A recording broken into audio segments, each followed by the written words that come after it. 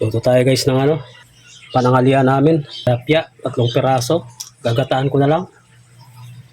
Para maiba naman. Natural na luto.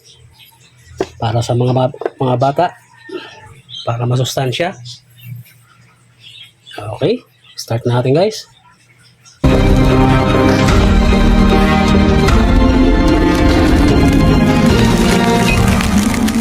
Pang ulam ng bata.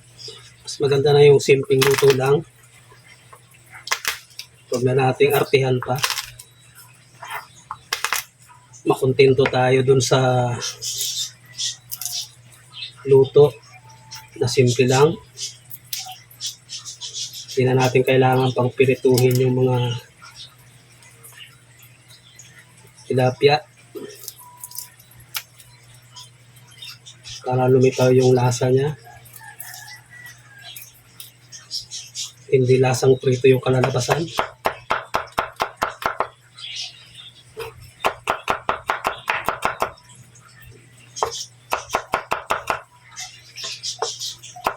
Kaya tingnan natin itong ating bawang. Okay na yan. Wala akong sibuyas na pula. So ito yung available. So ito na lang gagamitin ko. Pareho din naman itong nagpapaluha. Magkaiba nga lang ang lasa. Dahil wala talaga tayong available. Makaraos lang ulit ang pananghalian ng ating mga anak sa masustansyang pamamaraan. Okay na yan. So, natin yan. Ito, luya. Lugasan ko na yan. Tinanggal-tanggal natin yung nakasiksik. Okay na yan. Medyo dinamihan ko ng luya sapagkat ayan ay aking kinakain. Yung ating kawali. Yan. Lalagay tayo ng konting-konti lang man na mantika. Okay na yan. Siguro mga kalahating kutsara lang.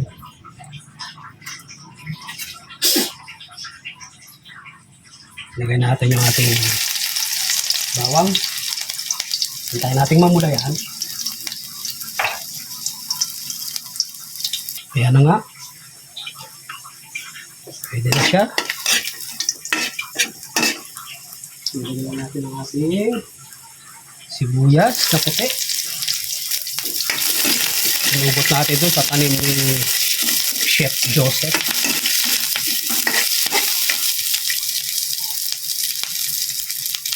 Ilalagay na rin natin ito.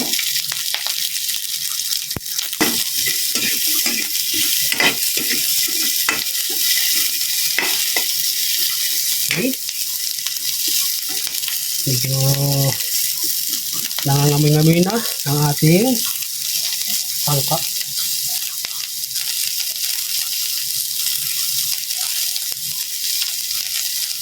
Lagay na natin ito. Ating tilapia.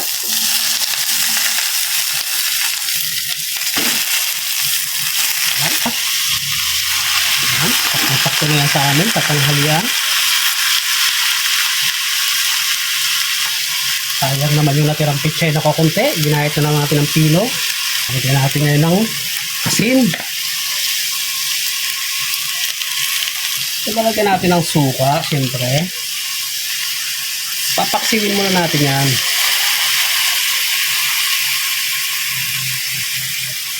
Yan. Lagyan natin ng konting sabaw. Okay. Pampalasa. At lagyan natin ng pamintang durog. Nang istorbo yung ating bunso. So lalagyan natin ng paminta. Okay. Tatakpan muna natin yan. Ganyan lang kasimple. Huwag na nating artihan. Ayan na. Binalikan na natin ang ating simpleng ulam ngayong pananghalian. Check muna natin yung lasa niya. Sarap. Paksiw. Napaksiw. Okay na yan.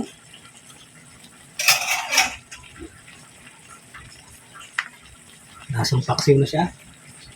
Ang sarap niya guys. Saka natin ilalagay yung ating gata.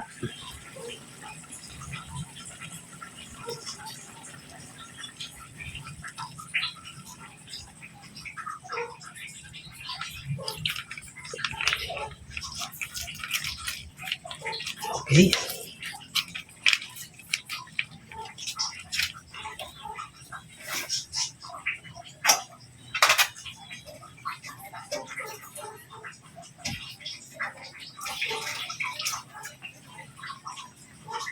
Lagay tayo ng sili. Medyo dadamihan ko yung sili at inuulam ko rin to. Ito natin ito.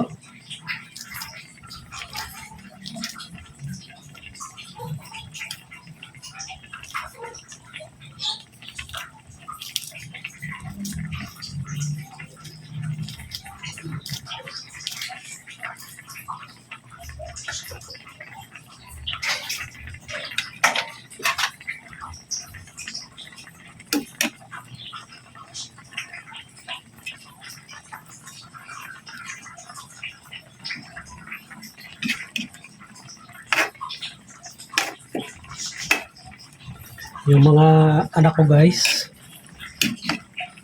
unti-unti na nasasanay na dito kumain ng may siling green. Dati ayaw. Yung naano nila na wala namang anghang, dahil inaagawan pa ako. Wag lang yung pula. At pag yung talagang pula at nakita nila, kahit pinatong mo lang, hindi nakakain yun.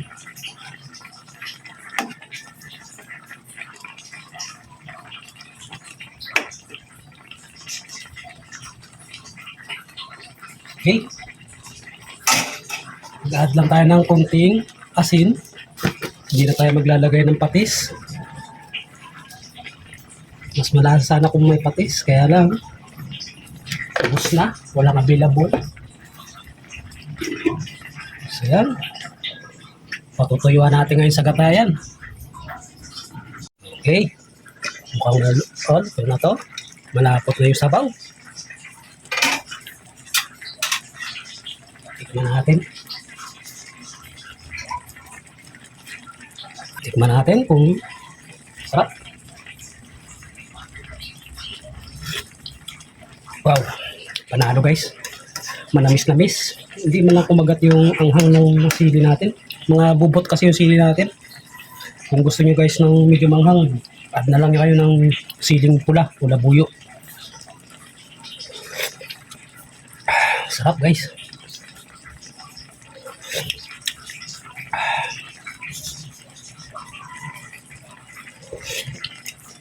Ayos na to. Maraming salamat. Tara, kain tayo. Pananghalian. Thank you. Bye-bye.